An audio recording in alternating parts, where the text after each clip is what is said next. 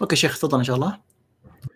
بسم الله الرحمن الرحيم الحمد لله رب العالمين وأصلي وأسلم على سيد الأولين والآخرين نبينا محمد وعلى آله وصحبه أجمعين وبعد.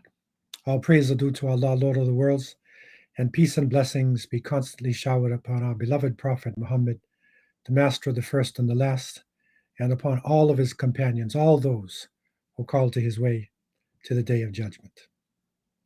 My beloved brothers and sisters, to our friends, to our listeners and viewers, Assalamu alaikum wa rahmatullah. Alhamdulillah, Allah has afforded us an opportunity to reflect upon pivotal key moments in Islamic history. And when we say Islamic history, it is not to reduce it to a special section of the world, a separate ethnic group, minority group, but really it is world history. And these events that took place in the life of Prophet Muhammad Sallallahu and then in the lives of his followers, and is still happening now, there are certain key moments that affected not only the future of the Muslims, but it played a pivotal role in the world itself, the changing of the world. And this is very key to understanding how we are approaching this issue, because when we talk about Islam, we are not talking about an Arab religion, a Semitic religion, but we're talking about the belief in one God, Istislam lillah, the submission to the Creator of the heavens and the earth. Prophets came to China, prophets came to India, to Africa, to Europe, to the Americas, to all parts of the world. Over 124,000 prophets and messengers came to every nation and every tribe.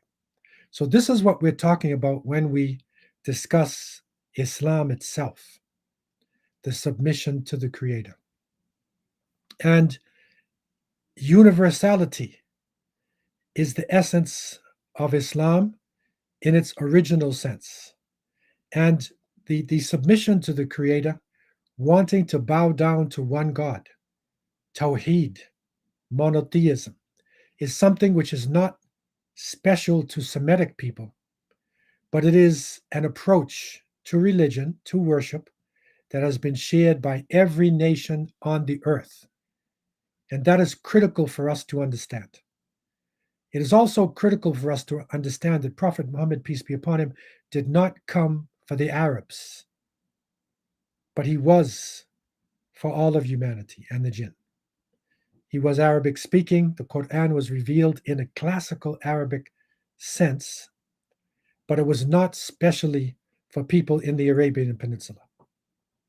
And this understanding gives us a type of context. And we need to build this context around our understanding of Islam in order to fully grasp the pivotal moments. And this would give us a true history. When we talk about history, we're talking about the experiences of those who came before us. And we know the wise statement that people who do not know their history, they'll be lost in the present because they don't understand why things are affecting them in the way they are affecting them. They don't know where they've come from or where they are going to. So in this light, we want to look at the Mediterranean region, the Arabian Peninsula, because Allah subhanahu wa ta'ala chose this area, what is now known as the Middle East, to be the key point of the prophets.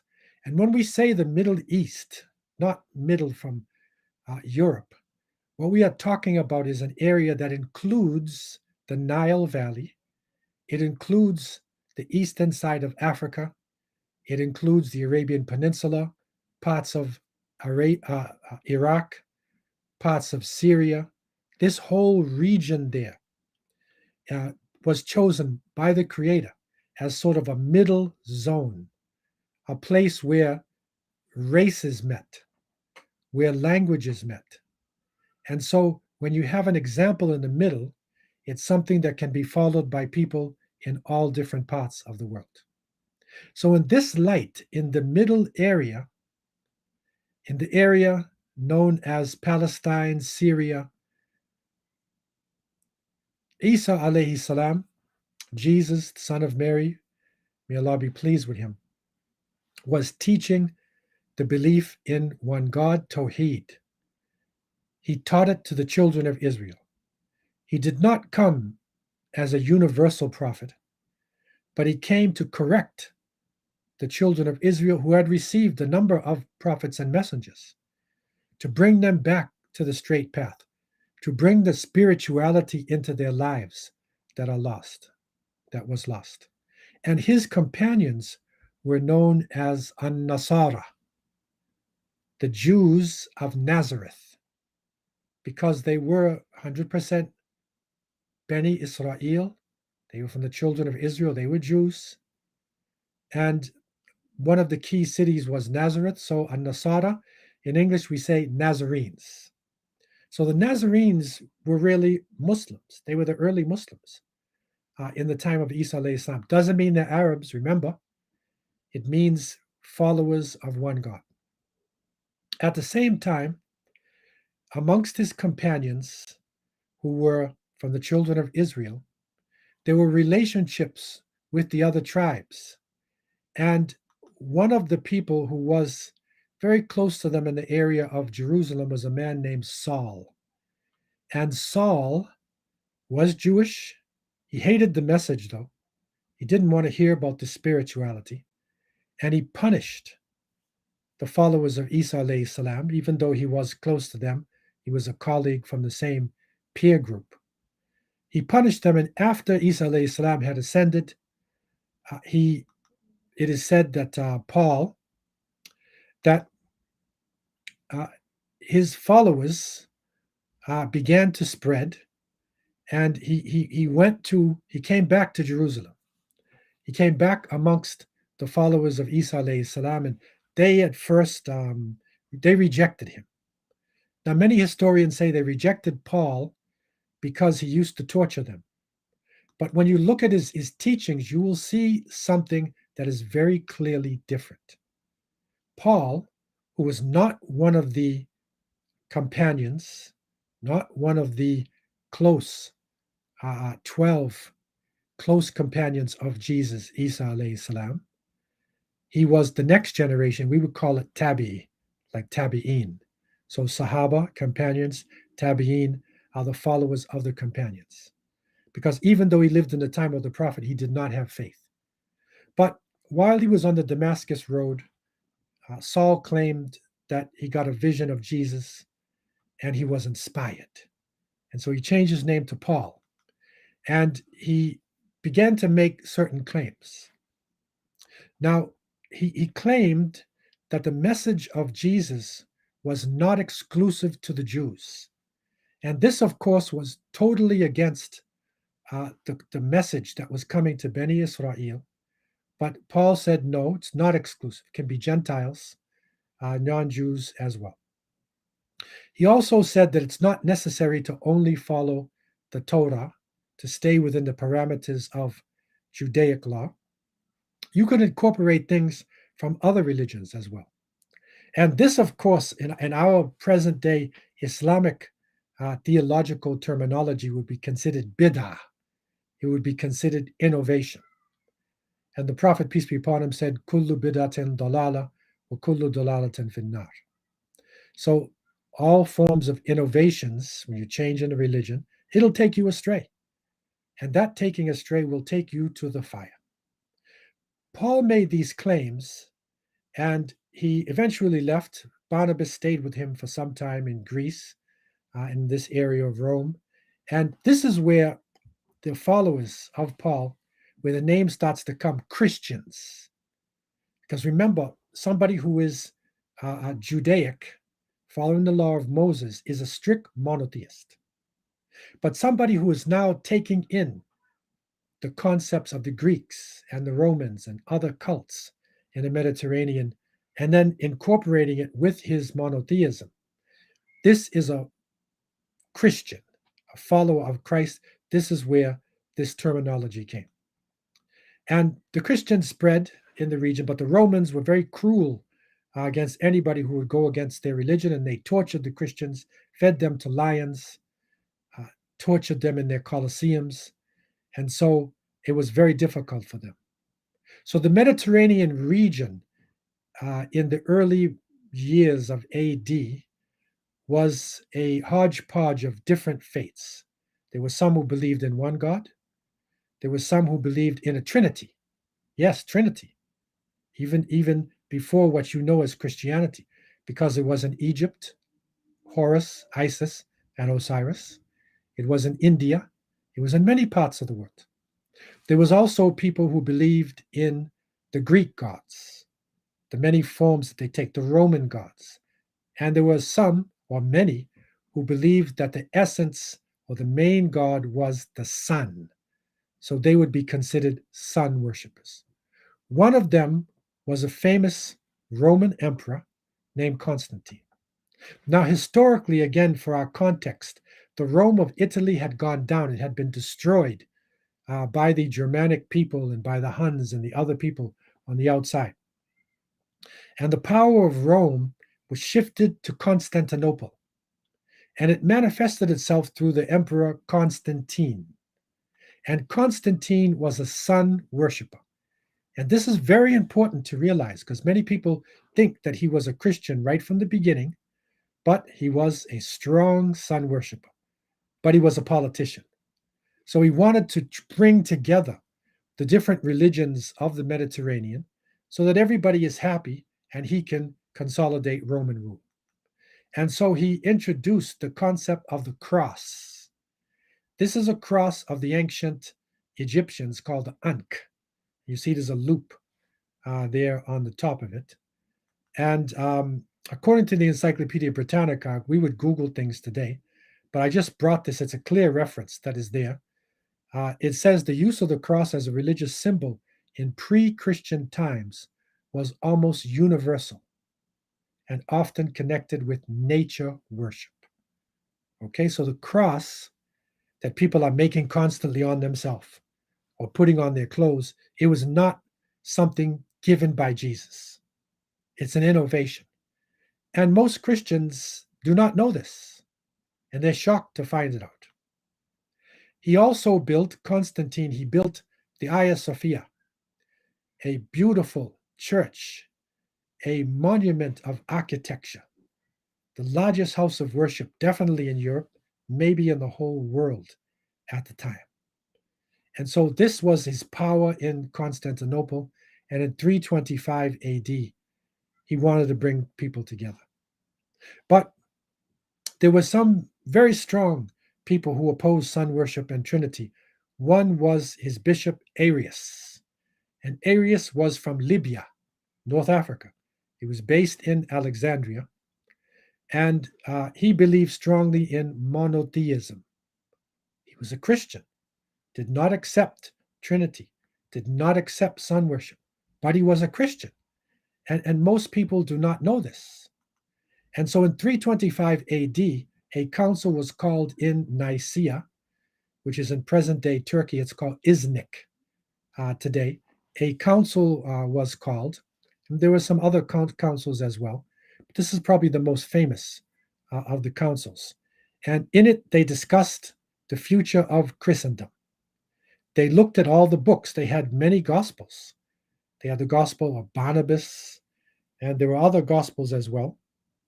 And they chose 4 of them, Matthew, Mark, Luke, and John, to put them together to make what they called the New Testament. And so they connected that with what was left of the Torah, which they called the Old Testament, and then Psalms that were given to David, Dawood alayhi salam, and then history, sayings of famous people. It was all put together in one bibliothèque, a library of religious teachings. That's what you now know as the Bible.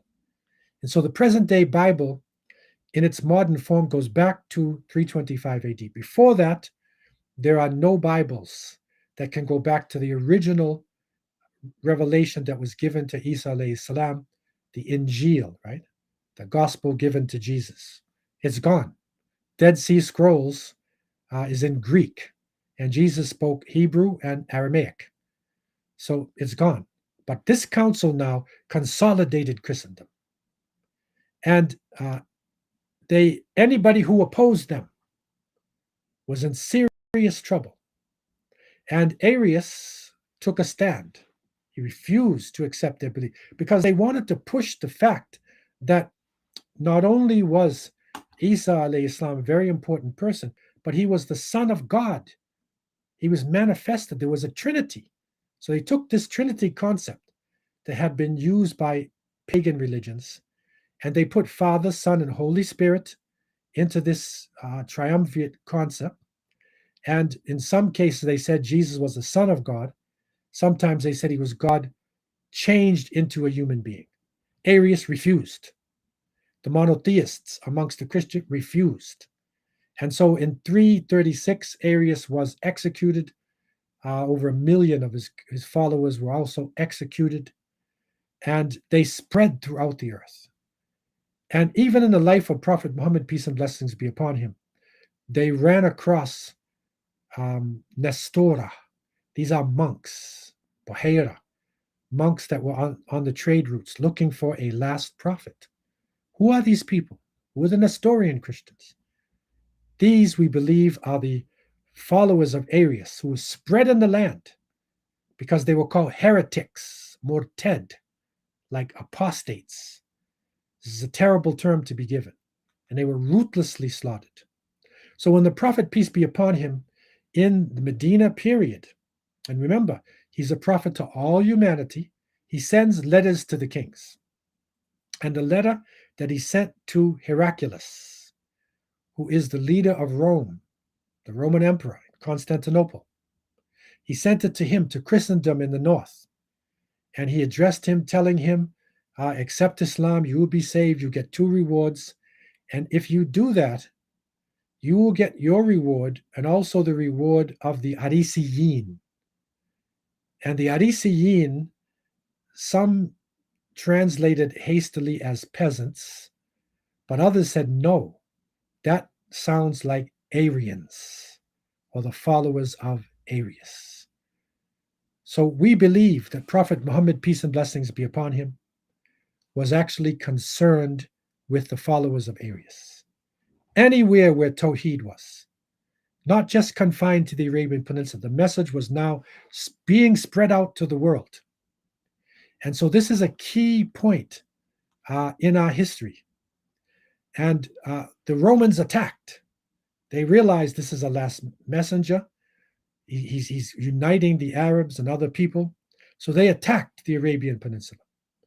The Muslims responded in the life of the Prophet and after his death. And Allah gave them victory on the land. And they opened up Jerusalem. They opened up all of the Syrian area. And they began to take back the holdings of the Byzantine Romans. Now, it's interesting because when you study the history of Egypt, you find that the Christian and non-Muslim secular historians say that when the Muslims entered into Egypt, and that was Sayyidina Amr ibn al-As radiallahu anh, a great companion, when they entered Egypt, and this is non-Muslims speaking, there were Coptic Christians, there were Roman Catholics, and there were Arians. So some of Arius's followers were around. These are believers in one God. The message started to go west, and it met the Berber people who called themselves Amazigh. And the Amazigh people, they are the original inhabitants of North Africa.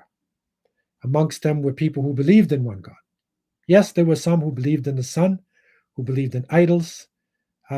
This is a group of people who would live for thousands of years in North Africa and in the Sahara region. And Amr ibn al-As, and this is his masjid in Cairo, Egypt. If you get a chance to visit Cairo, go to this. This is the first masjid in Egypt. And it began to spread right across North Africa.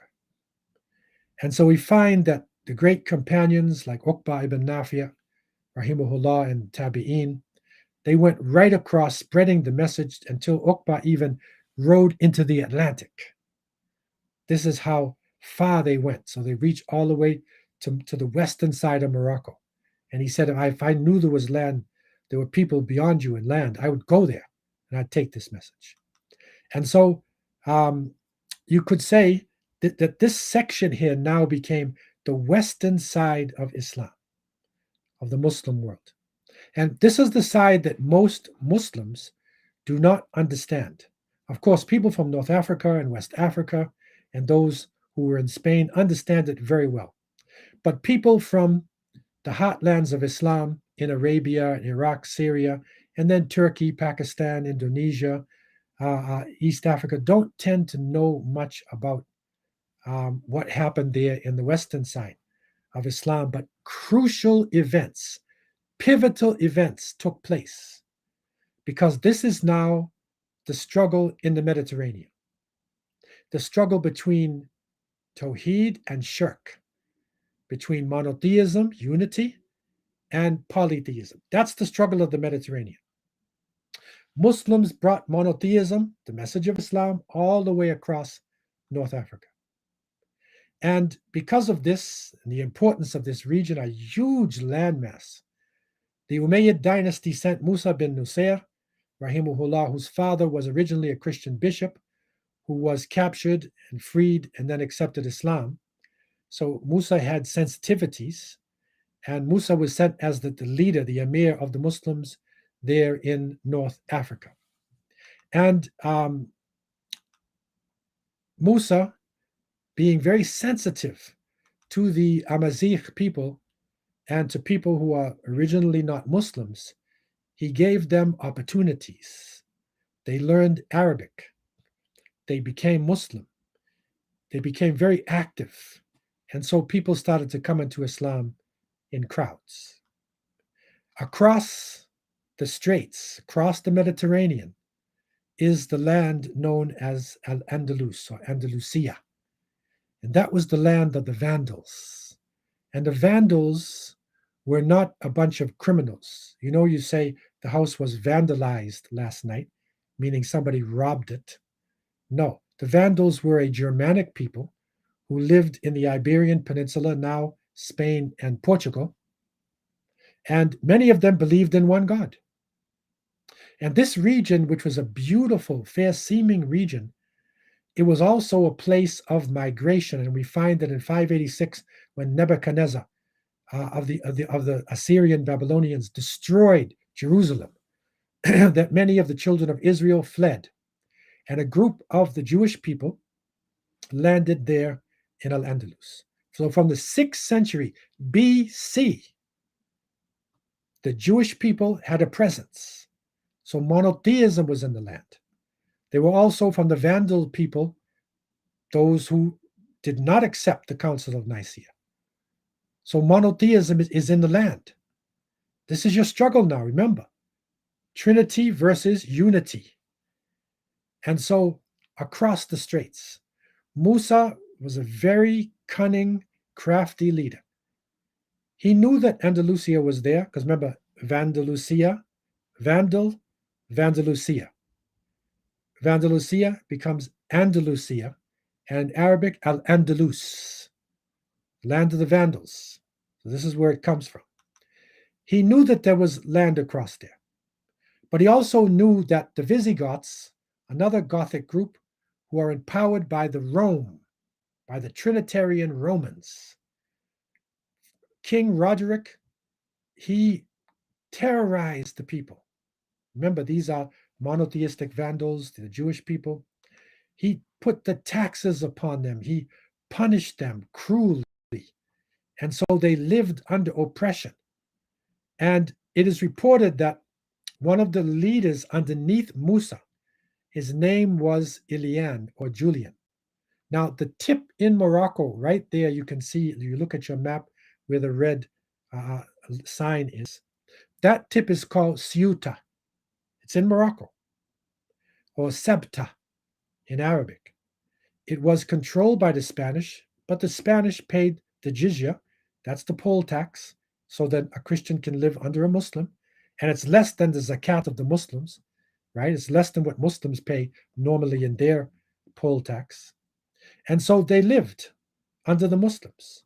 And Ilian, who was originally from Spain, wanted his daughter, who was exceedingly beautiful, to get a good education. So he sent her to Toledo in Spain. And when Roderick heard about this, he found out that she was very beautiful. He proposed to her, she refused, and he raped her. And the news got back to the governor. He went to Musa bin Nusayr and said, I want revenge. But Musa then clearly stated to him, we have no desire really to go into Al-Andalus. The land in Algeria, what is now Algeria, Morocco, Spanish Sahara, Tunisia, Libya, this is a huge swath of land, very fertile as well.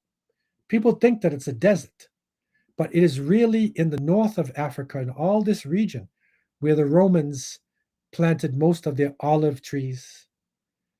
The economies that bolstered Europe came out of this region there. And so Musa was consolidating the territory, consolidating the land. Ilian wanted revenge. So Musa told him, I will give you an opportunity, prove yourself, because maybe this is a trick, and we don't want Muslims to die. And so Ilian then attacked himself and came back with plunder. He showed the Amir Musa, I've got boats, I can take you across. There's oppression happening in the land. And so under the flag of Al-Amru bil Ma'ruf wa Nahy an Munkar, calling to the good and forbidding evil, Musa then sent his general, Tariq ibn Ziyad. And this is the revenge for Ilian, but it was an opening for the Muslims. So Tariq ibn Ziyad, Rahimahullah. Now, this is your epic moment that is now happening. This whole North African experience, it's part of our epic moments in time. And it leads to a climax because Andalusia is the gateway to Europe. It is a beautiful country, what is now Spain and Portugal. It is key. It is the base that gives you your route into France, and then it goes north to the British Isles, and it'll take you right across Europe until it meets right back at Constantinople. Tariq ibn Ziyad was a Berber, an Amazigh people. He spoke Arabic. He was fearless leader, pious person. He took the lead. And this is really our key moment that is coming. Because Tariq now, not knowing what the consequences will be, tried to gauge what would happen in the year before. This would be in 710.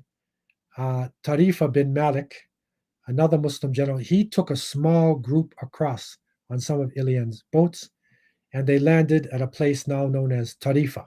That's still there in Spain. So if you go to Spain, you'll see Malaga, and then you go along the coast and you'll see Tarifa, right? And then you'll go along, and it'll take you right across to Gibraltar, right? And so this is your Costa del Sol. That is your sunny coast of Spain. That up until now is a very important place. So Tarifa came back. He was successful. He defeated the forces of the Christians that were there in southern Spain. Tariq realized it was time. And so he mobilized his forces to go across. And it was 7-11. So this is your climax point now. 7-11. Pivot. This is your pivotal point. Because once that pivot is made, then the massive change comes about. And things will flow from the pivot. And this is one of the important pivots, not understood by many people in the Muslim world, but of critical importance to our history and the history of the world. So our setting is that Tariq then has a small group. The year is 711.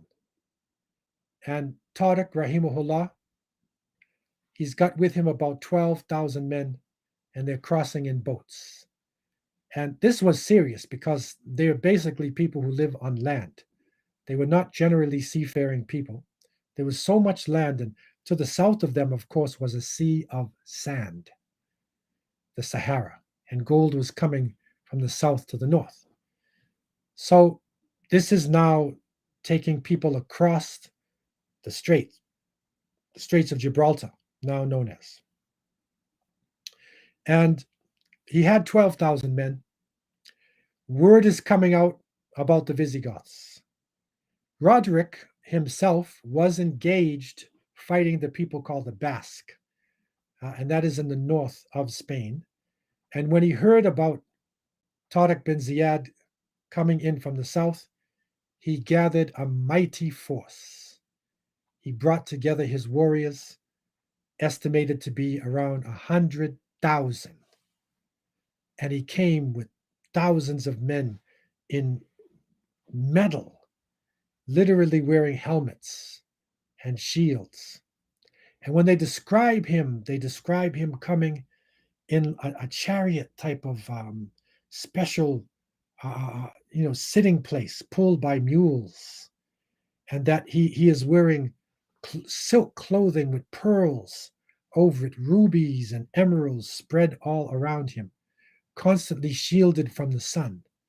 He's living in splendor because he was taxing the people there in the north. He was ruthless, a ruthless leader, and Spain is such a productive part of the world. And so he musters 100,000 warriors. Now, 100,000 in this area. Now, you look at your map and you can see now that tip right there in Morocco in the south. And then north, you will land in what is now known as Gibraltar. And there you can see Malaga to your right. This is all now what is known as southern Spain or Al-Andalus section of Spain. And Tariq landed with his boats, and they landed there on the shores. It was a really, really decisive time. This is 100,000 men. Tariq was given some extra men, so another 7,000 or so are sent.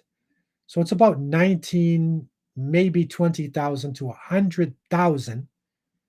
So in those days, because of the faith of the believers, 5 to 1 is about equal. See, that's how Muslims think, because they're not just fighting for physical things. They are fighting for a higher cause, for spiritual things. And so Tariq then landed in the area.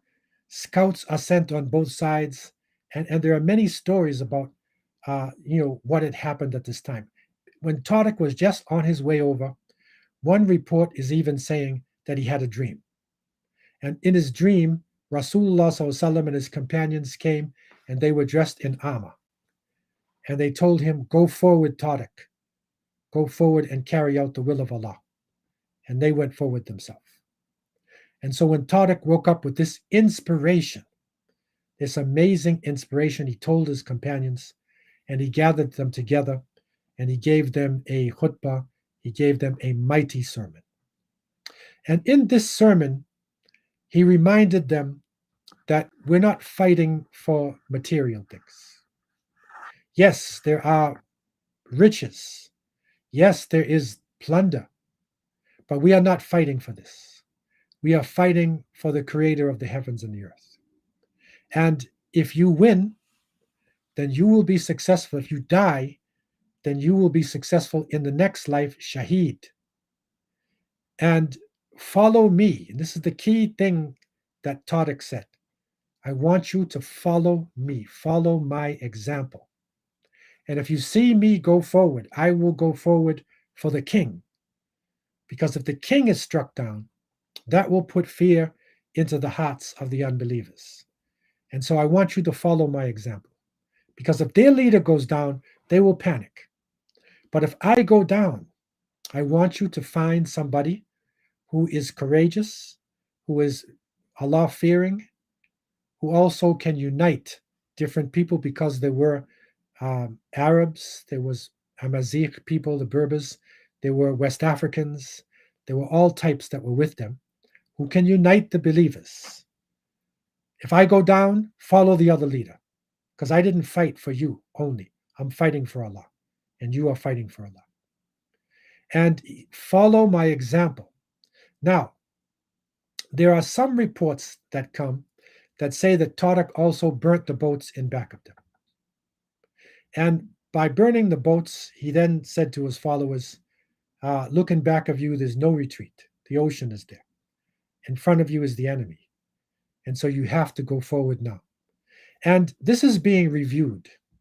And Dr. Tariq Suwaidan from Kuwait, checking with historians and going into the texts, actually found out that this is more mentioned by the Orientalist writers, the secular writers, than it is by the Muslim writers themselves.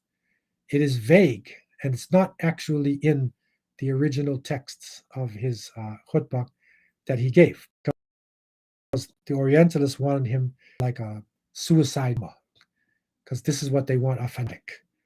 This is what they want to try to push. And no, he went forward in the name of Allah. And it is so interesting because this took place in the month of Ramadan. Think about this. For most people, Ramadan is a time to go to sleep. And during the day, they're sleeping all day. And at nighttime, they're eating hatta matla al-fajr until the rising of the dawn. That's how it is in many Muslim countries now, unfortunately. It's a time of sleep. You run away from the life of this world. That's not the original Ramadan. The original Ramadan is a time of action. It's a time that good confronts evil. It is a time to struggle within ourselves and also for those things that are outside of us that are evil. And so it was the last 10 days of Ramadan. Could you imagine this? And Tariq is now giving them this chance of tahajjud. Imagine a tahajjud like the spirituality that the people would be on this occasion. It's amazing.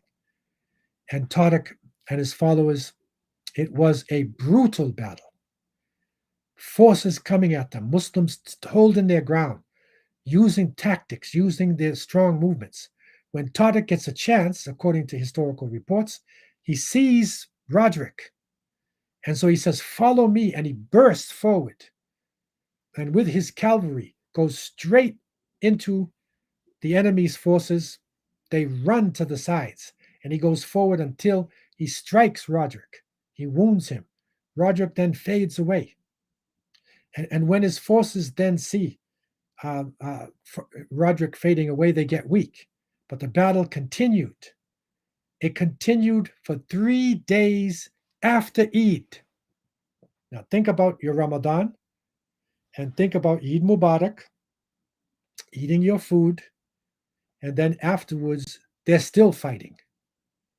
The next day, Shawwal, they're still fighting. The next day, they're still fighting. The next day, they're still fighting. But they continued on. Look at the spirit, the endurance that the Muslims had.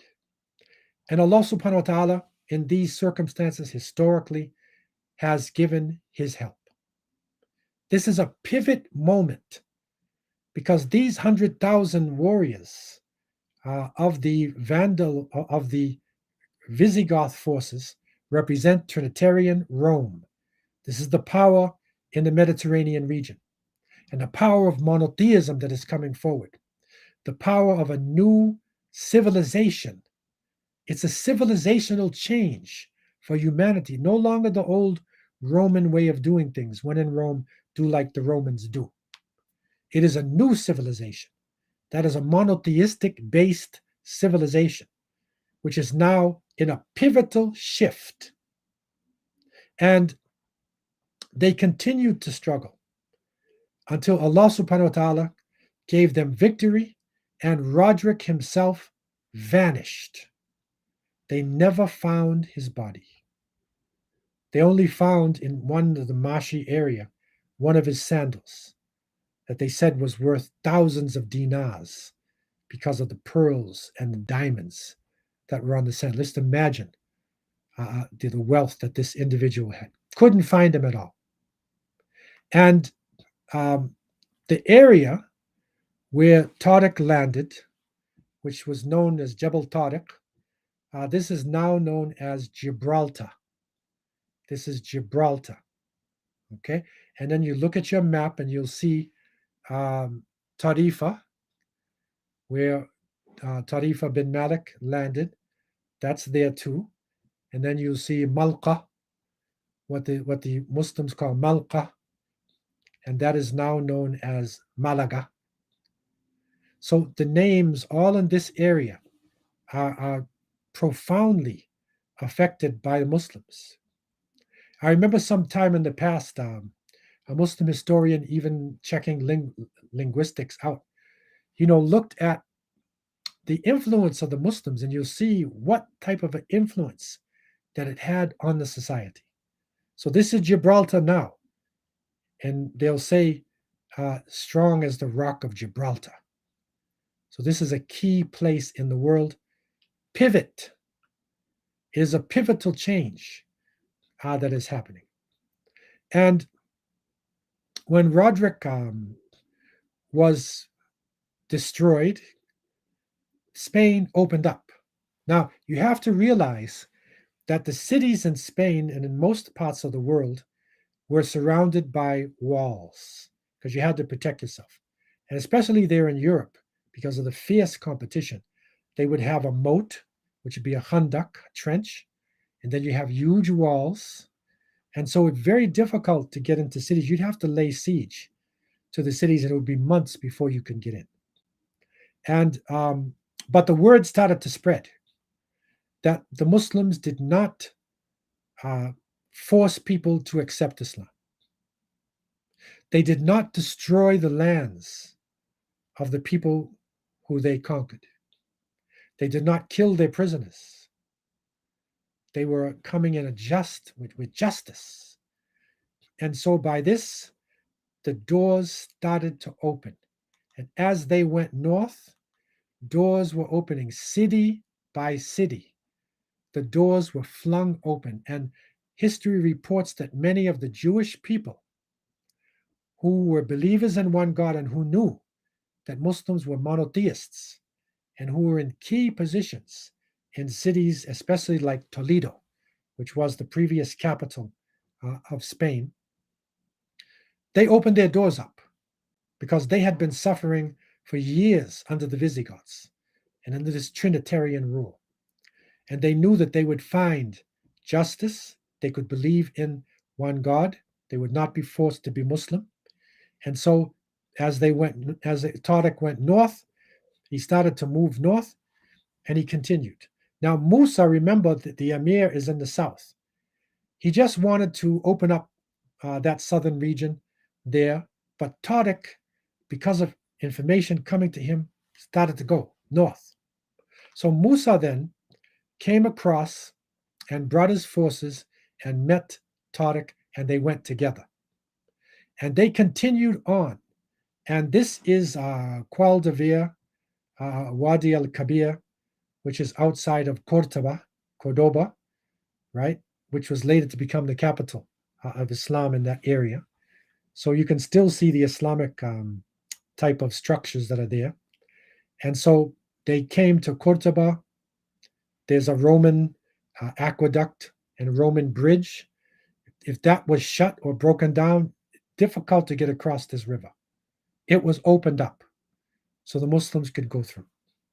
And so within a short period of time, the people rejoiced with the revival of the Muslims, especially Toledo. Toledo is very important because it's impregnable. And I got a chance to visit Toledo. It's a natural fortress. There's no way that you would get inside there for months. But the Jewish people who were in control of Toledo, they opened up the doors. So this is the just rule of Islam. This is a pivot point. And you will even see in what is now known as democracy, the rule of law in Europe, that this much of it is taken from the justice rule of the Muslims. So this is a pivotal move, not only in the history of the Muslims, but in the history of Europe itself, and really the history of the world. And Tariq, uh, being such a kind ruler, and ruling with justice and fairness, and ruling by example, the people who were tired of this Visigothic Trinitarian rule, they started entering into Islam because they realized that Muslims believe in Jesus. Muslims believe in Mary. May Allah be pleased with them. That Muslims were going to establish the justice of Islam. And so Islam started to enter the hearts of the people. And this is another key point. And you will see as we go on that Islam entered into Europe not as a temporary conquering religion of the Moors, because the term that was being used later on by the Spaniards was that the Muslims were Moors, that means colored people, because Moros is from dark skin. So they just called them colored people. So they, when you read Spanish history, and I was surprised to find out that the Spaniards in the past 100 years, you could say, or even more, they have the least understanding of Islam of anybody in Europe because it was systematically taken out of their society. But this move that happened in 711 and was consolidated in 712 in the next few years, it is a pivotal point in the whole history of this region. Because Al-Andalus becomes a shining example of the power of Islam in all spheres of life. And we will be looking at another pivotal shift in Europe. And I want to focus on this in our pivotal moments because there's another major pivotal shift that if it didn't happen, the whole of Al-Andalus would have gone down.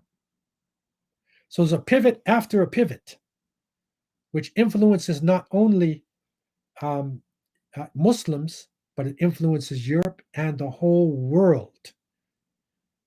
This pivot shows us Al-Andalus. It is a beautiful example of Islam practice in all spheres of life. And so these are some of the key points that we should never forget. Of course, we have so many pivotal times in the Middle East or in the Arabian Peninsula, in those places, but not many people realize how important was Western Islam. This is Al-Maghrib, right? The Western capitals of Islam, and how it influenced Muslims, the Maliki school of thought. And you're going to see how much it has an influence, on the history of the Muslims and the rest of the world. So I want to, at this point, to open up the floor for any questions that you may have and any comments. You can put it into the chat or the Q&A, and then we will investigate to see if there's anything for us, that we can check out. Now, one interesting comment is saying, I want to inform that the aristocracy of Latin America is largely adverse towards the Muslim legacy of Andalusia and Spain. This, of course, because when the Spaniards came to America, they were actually carrying the same mentality that the conquistadors or the conquerors who fought Muslims for almost 800 years. Remember, between 711 and 1492, You're talking 781 years. And so that same mentality, that aggressive mentality, want to blot out Islam because Muslims were so critical in understanding their history, and did so much, as you'll see in the coming session, they wouldn't have a society without the presence of Muslims. And so they carried that with them to this part of the world, a bias against Islam, which is totally unfounded. We have a viewer also coming from Malaysia, mashallah. And we want to see if there are any other questions that anybody has. Floor is open for any questions. And you can put it in the Q&A, or you can put it into the chat room. Again, we are looking at the pivotal changes that happened in world history. And this point here of 7/11, it needs to be put in all the world history books. That when Islam entered into Spain, into Al-Andalus, as you will see in the coming session, inshallah, what an impact that it had. You wouldn't have the world as it is today.